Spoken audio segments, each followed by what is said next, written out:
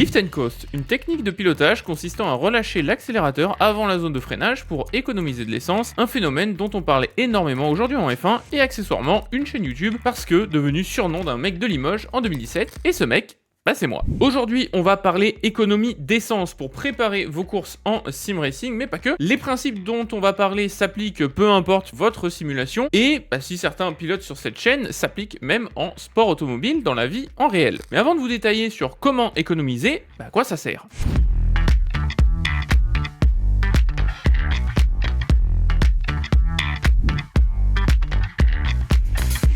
On va démarrer avec le concept le plus important de cette vidéo et le concept que vous devriez toutes et tous avoir en tête lorsque vous vous lancez en course d'endurance. Lorsque vous vous lancez en sim racing de manière générale, et c'est naturel, vous allez pour vous évaluer chercher à connaître votre tour chrono par rapport à ce que font les autres. Et lorsque l'on parle d'un tour chrono, on parle d'un tour chrono unique, que vous soyez en course ou en qualif, grosso modo, qui fait le meilleur tour. Sauf qu'en endurance, ça ne sert à rien. Et c'est là qu'il faut introduire non pas la notion de lap time pure, mais de average lap time, ou la moyenne de vos temps au tour, et c'est bien cette moyenne de temps au tour qui est l'élément clé et central en endurance pour déterminer si oui ou non vous êtes rapide. La différence entre les deux, elle est fondamentale, parce que l'average lap time est en fait donc la moyenne de l'ensemble de vos tours, c'est-à-dire qu'il va prendre en compte tous les scénarios de course que vous allez vivre au cours de votre endurance, c'est-à-dire le trafic, c'est-à-dire des entrées sorties de pit, on en a parlé lors de la dernière vidéo, et différents éléments tels qu'un yellow flag, des changements de pneus, du double stint de pneus, votre course dans son entièreté. Les pilotes les plus rapides en endurance ne sont pas ceux qui font les meilleurs tours en course, mais ceux qui ont le meilleur temps moyen au tour. Et c'est suite à cette différence de notion fondamentale que se construit la stratégie et que l'économie d'essence prend tout son sens. L'objectif, c'est d'aller passer le moins de temps possible arrêté dans les stands, puisque c'est une section sur laquelle vous êtes limité par le pit limiter. Donc, vous ne pourrez pas aller plus vite dans les stands,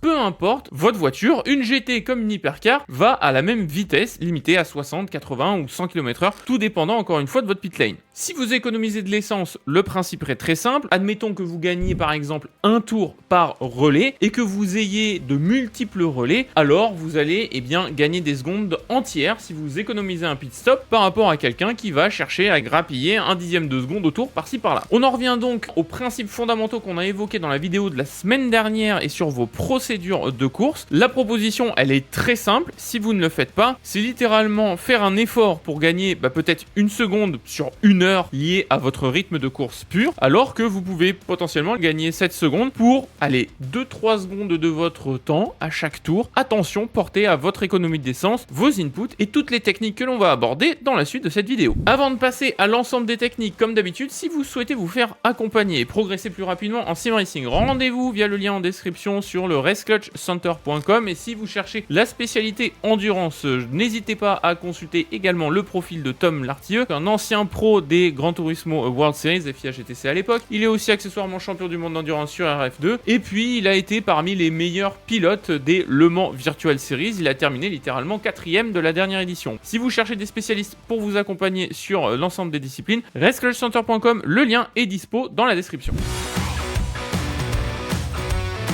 Le point clé principal, lorsque l'on parle d'économie d'essence, on cherche à optimiser l'accélérateur. Et là, il y a plusieurs choses dont on va parler. Il y en a 3 techniques fondamentales et points d'attention. Le premier, c'est la gestion de l'accélérateur en sortie de virage. La gestion plus ou moins abrupte de celui-ci. Non seulement il va y avoir une notion de gestion des pneus, mais ça va avoir aussi une influence sur votre consommation en course. En gros, le principe est assez simple. Plus vous passez de temps à fond sur l'accélérateur et plus vous passez de temps de manière générale sur l'accélérateur lors de votre tour, plus vous allez consommer. La technique donc est finalement très simple. Cherchez à adoucir votre progressivité lorsque vous réaccélérez en sortie de virage. Vous pouvez même accompagner ça d'une autre technique qui est le short shifting. Le short shifting, cette fois-ci, non pas uniquement pour réduire la motricité des roues, mais tout simplement pour avoir moins de tours minutes dans le moteur, ce qui vous permettra d'économiser de l'essence. Alors, selon les physiques des jeux et des simulations, ce type de short shifting là où vous allez passer votre rapport plus tôt pour diminuer les tours minutes, c'est notamment extrêmement efficace sur une simu comme Gran Turismo 7 par exemple, là où l'input de l'accélérateur va être plus sensible sur une simu comme iRacing. Puisque vous êtes en endurance qui plus est, pensez à regarder les pilotes qui sont devant vous en fonction de la classe de voiture que vous allez avoir. Si vous avez une hypercar qui vous double si vous êtes en GT, ou l'inverse si vous cherchez à doubler une GT si vous êtes en hypercar, là aussi vous avez des optimisations que vous pouvez faire en sortie parce qu'une voiture va potentiellement vous gêner ou vous rattraper sur une zone de freinage ou justement sur la zone de réaccélération puisqu'on parle de l'accélérateur ici. Donc levez un petit peu le pied, plus être progressif sur l'accélération pour peut-être perdre un petit peu en sortie mais aider et faciliter le déplacement de la classe qui est plus rapide, ça peut vous faire gagner d'autant plus de temps et économiser en plus un petit peu d'essence. Et n'oubliez pas, tous ces petits gains grappillés viennent aider votre average lap time parce que vous permettant d'économiser, de passer moins de temps au pit. Que vous fassiez le même nombre de pits, ça vous permettra d'économiser de l'essence et donc potentiellement d'avoir un refuel plus rapide lors de votre arrêt, voire d'économiser un tour sur un relais complet à chaque fois que vous devez passer par la case essence. Au fur et à mesure que vous allez être décalé, de peut-être économiser un pit stop qui va durer au moins plusieurs dizaines de secondes, si pas parfois plus d'une voire 2 minutes en fonction de la classe de véhicule que vous allez avoir. Deuxième point sur la gestion de l'accélérateur, on a parlé tout à l'heure de comment appuyer sur la pédale et prêter attention à ses inputs en sortie de virage. Là cette fois-ci ça va plutôt être en entrée lors de la zone de freinage sur le fait de bien relâcher votre accélérateur. Et ça c'est une erreur que je retrouve assez souvent en coaching chez les débutants. On en a parlé dans une vidéo sur les croisements de courbes d'ailleurs par rapport à l'optimisation du freinage, mais au-delà de l'optimisation du freinage aussi, surtout si vous avez des véhicules hybrides qui ont tendance à recharger lors de la phase de freinage, le fait de bien relâcher rapidement votre accélérateur va vous permettre d'économiser en essence parce que vous allez passer moins de temps dessus, de faire diminuer tout de suite plus rapidement les tours minutes de la voiture, d'améliorer votre freinage. Vous avez tout intérêt à le faire. Et ce qu'on a tendance à faire de manière générale quand on débute, de manquer un peu de dynamique de pied au niveau du relâcher de l'accélérateur. Lorsque l'on va combiner avec une technique plus appuyée dont on va parler après sur le lift and coast, ça peut vous créer des petites économies de carburant. C'est des petites optimisations de techniques de pilotage. Alors oui, ça va peut-être vous faire économiser 0,01 litre d'essence sur un virage. Mais si vous avez 5 ou 6 virages, vous allez économiser 0,05, 0,6, 0,7, peut-être 0,1 litre. Et si vous allez l'accumuler sur plusieurs tours, ça devient des litres entiers. Et sur un relais complet, ça peut être un tour complet. L'autre point sur le fait de bien relâcher et bien gérer son accélérateur au-delà de soulager les pneus et de bien gérer votre transfert de charge, c'est d'utiliser la zone neutre. Il s'agit du moment où ni vous n'accélérez, ni vous freinez. Vous cherchez uniquement avec votre volant à placer la voiture dans le virage. Mais cette zone neutre là, c'est une zone encore une fois sur laquelle vous n'êtes jamais en accélération, là où quand vous débutez, de manière générale, vous avez tendance à faire traîner votre pied droit sur l'accélérateur, créer du sous-virage, ce qui va augmenter votre consommation au niveau des pneus avant surtout, mais aussi du coup votre consommation essence, parce que vous passez littéralement plus de temps sur l'accélérateur, donc vous perdez du temps en termes de chrono pur, et vous perdez en plus du temps en termes de consommation d'essence, parce que vous êtes plus longtemps sur l'accélérateur. Donc pensez à, lorsque vous vous entraînez et lorsque vous démarrez, à soigner et à être les plus doux possible sur vos inputs de pédale, tous ces petits gains substantiels. On a parlé de la sortie de virage, là on parle de l'entrée du virage. Je vous laisse imaginer encore une fois sur le nombre de virages que vous avez sur un circuit qui peut être au moins une quinzaine de virages sur les circuits classiques type F1, qui va monter plus haut si on parle de grands circuits comme la Nordschleife ou comme Le Mans par exemple. Donc ces gains soi-disant marginaux et qui vont vous demander un tout petit temps d'attention sur vos zones de freinage et de réaccélération, c'est ce qui peut faire une très très grosse différence. Et si je vous prends mon propre exemple aux 24 heures de Daytona qu'on a fait maintenant il y a 1 an et demi sur iRacing, alors qu'on reprenait littéralement la simu, on a été le seul capable en termes de relais de faire 2 tours de plus sur un relais, d'une part avec certaines techniques dont je vais vous parler un petit peu plus tard dans la vidéo, mais aussi et surtout parce qu'on économisait à chaque fois ces petits points de détail sur un relais qui de mémoire faisait une trentaine de tours au maximum. Je crois que le relais de base était de 28 tours, on était capable d'économiser 2 tours. 2 tours c'est énorme, c'est seulement 14 relais. Vous allez forcément les faire sur 24 heures de course, vous allez même peut-être en faire le double, c'est-à-dire 2 pit stops au total d'économiser grâce à ça. Après attention, sur tout ce que je viens de vous présenter, il y a aussi un certain nombre de variables à connaître et auxquelles prêter attention selon vos simulations préférées, selon vos conditions de météo, selon s'il pleut, s'il fait sec, selon si vous êtes de nuit, selon si vous êtes en plein soleil, la température de la piste. Tous ces éléments là vont faire que vous allez être plus ou moins rapide et consommer plus ou moins d'essence. Les techniques et tout ce dont je vous parle sont finalement des choses à implémenter peu importe les conditions, mais qui vont en avoir un impact plus ou moins grand en fonction de ces conditions de piste. Donc parfois le gain va être plus marginal et vous allez devoir y prêter un petit peu moins attention, mais le fait de l'implémenter et de l'avoir en tête, pour sûr, c'est une discipline aussi que vous vous donnez et qui vous permettra de réellement faire la différence sans faire beaucoup plus d'efforts, ce qui est un peu tout le point de la vidéo et de celle de la semaine dernière que je vous invite à aller voir après celle-ci pour gagner du temps sans forcément être purement le plus rapide en piste. Troisième point sur la gestion de l'accélérateur, il est temps que l'on parle du lift and coast dont je vous ai parlé en introduction de vidéo. Donc cette technique est très simple, vous relâchez l'accélérateur avant la zone de freinage, vous pensez surtout à bien retarder votre freinage en conséquence, puisque vous arrivez moins vite dans cette même zone de freinage, avec pour objectif d'économiser de l'essence tout du long de la zone de décélération, puisque vous n'êtes littéralement pas sur l'accélérateur. Vous pouvez pousser la technique en fonction des simulations, soit juste en relâchant l'accélérateur, voire en appuyant sur l'embrayage pour être complètement en roue libre, sans avoir le frein moteur. Ça vous ralentit un peu moins la voiture que si vous utilisez le frein moteur en relâchant l'accélérateur. Ça vous donne aussi moins de tours minutes dans le moteur et donc ça permet encore une fois de faire une économie substantielle sur les tours moteurs qui vont vous faire consommer de l'essence. Ça dépend en termes de subtilité de la simulation. Attention là aussi à bien le maîtriser lorsque vous renclenchez l'embrayage par rapport ensuite à votre rétrogradage pour pas avoir un transfert de charge qui s'en trouve perturbé au moment où vous allez taper les freins. Mais cette technique là, c'est la technique la plus connue et la plus efficiente si vous voulez vraiment économiser du carburant. Le lift and coast, on en entend souvent parler aussi comme quoi vous allez potentiellement perdre du temps. En réalité, si vous maîtrisez parfaitement cette technique, l'objectif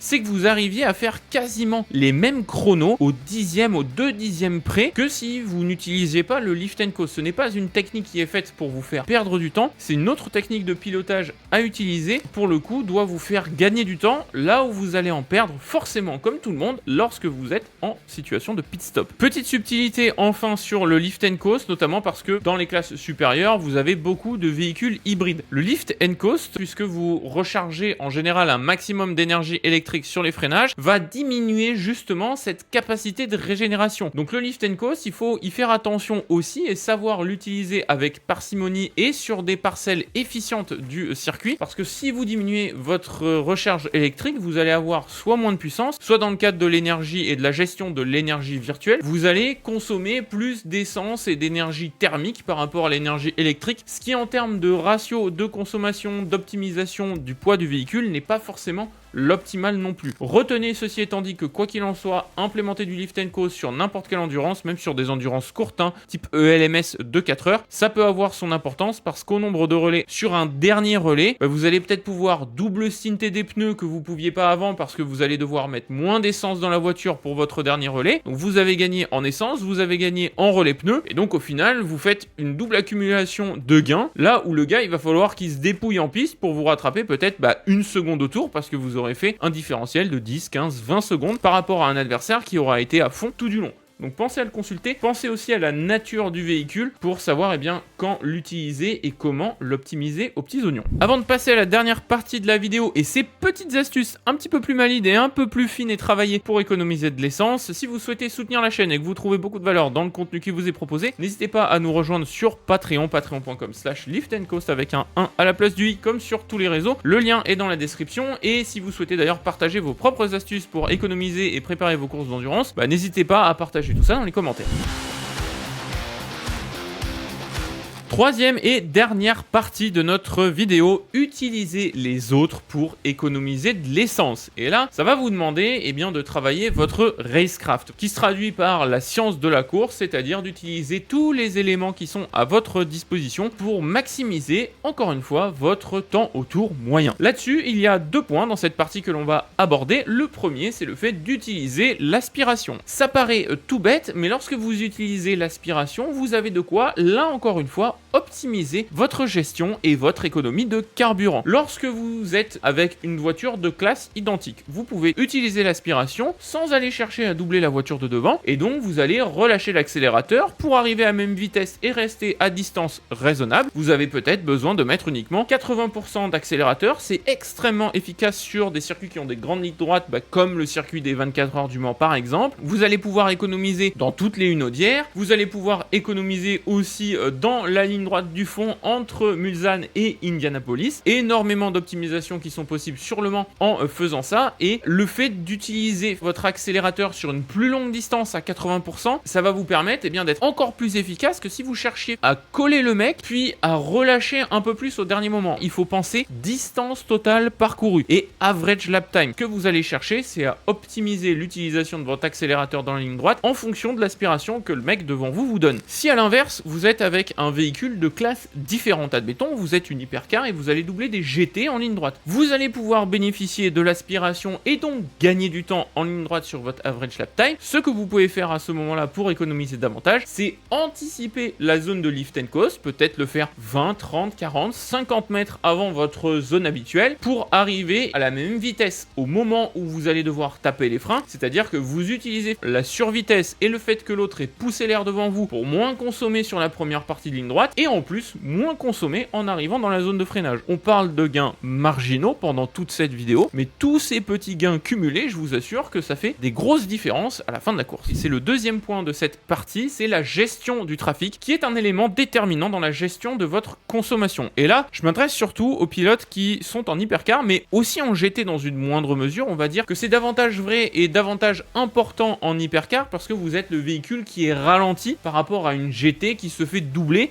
et donc il peut peut-être plus facilement optimiser sa perte de temps par rapport à des hypercars qui voudraient les doubler. L'objectif, c'est par exemple d'anticiper les sections de lift and coast. Je m'explique, je vous ai parlé tout à l'heure dans la section aspiration où vous passez la voiture dans la ligne droite. Mais peut-être que cette voiture-là, au vu de la distance que vous avez, vous allez la prendre dans la zone de freinage ou alors vous allez la prendre pile au moment de la sortie sans avoir la possibilité de décroiser parce que vous allez être trop court, arriver avec trop de vitesse. À ce moment-là, pensez à énormément anticiper la zone de freinage ou la zone de réaccélération parce que vous pouvez sans doute ralentir davantage avant pour moins perdre de temps après. Encore une fois, on est toujours dans cette optique d'average lap time et donc l'optique non pas de gagner et de dépasser le plus rapidement possible, mais l'optique de perdre le moins de temps possible et donc de choisir exactement les zones où vous allez perdre du temps parce qu'en réalité, vous allez perdre du temps en piste et de toute façon, vous n'allez pas y couper parce qu'il va falloir doubler le véhicule, mais surtout, vous allez derrière en rattraper un peu parce que vous allez rattraper ce temps grâce à l'économie supplémentaire lors du moment du pit stop. Vous sacrifiez un peu de chrono pour en récupérer un petit peu plus tard. Alors que si vous n'anticipez pas l'arrivée du trafic, vous allez vous retrouver à consommer à fond tout du long et lorsque vous allez arriver sur le trafic, vous allez devoir ressolliciter davantage l'accélérateur, chercher encore un peu plus à prendre l'aspiration. Vous allez aussi vous mettre sous pression si vous êtes en compétition avec des véhicules de même classe au classement. Vous stressez vous-même, stressez la voiture, plus consommer. Donc à ce moment-là, sur une course de 24 heures, c'est là où vous risquez de perdre pas mal de temps. A l'inverse, si vous êtes en GT, c'est pareil, lorsque vous voyez les hypercars arriver, selon si vous voyez qu'elles vont littéralement vous faire les freins, relâcher un petit peu plus avant la zone de freinage vous permettra d'économiser, de bien prendre l'hypercar ou la LMP2 par exemple, lorsque vous êtes dans le virage, et de bénéficier en plus de l'aspiration initiale en sortie de virage, en plus de faciliter leur sortie de virage de manière générale, et donc d'éviter de vous faire coincer au point de corde, parce que, oui, forcément, avec les GT, notamment sur des zones de fort freinage, par exemple à Sebring, l'épingle, les GT sont plus rapides au point de corde que ne le sont parfois les hypercars. Donc le fait de ralentir, ça va permettre de faciliter le rayon de braquage de l'hypercar, elle va perdre moins de temps, vous aussi, et donc pour le coup, tout le monde est content, vous bénéficiez en plus d'une meilleure réaccélération et d'un petit peu d'aspiration initiale. Là encore une fois, c'est toujours ça de prix, vous avez perdu du temps, mais vous avez choisi là où est-ce que vous perdez du temps. On parle de dépassement et de gestion de trafic, je te recommande d'aller voir cette vidéo juste ici, qui va justement t'apprendre à comment dépasser en toute sécurité et prendre l'avantage sur tes adversaires. Et sinon, je te conseille la vidéo qui va s'afficher juste là, où justement je parle là aussi de procédures de course qui te permettent de gagner du temps en littéralement quelques secondes versus gagner quelques dixièmes en 1 heure.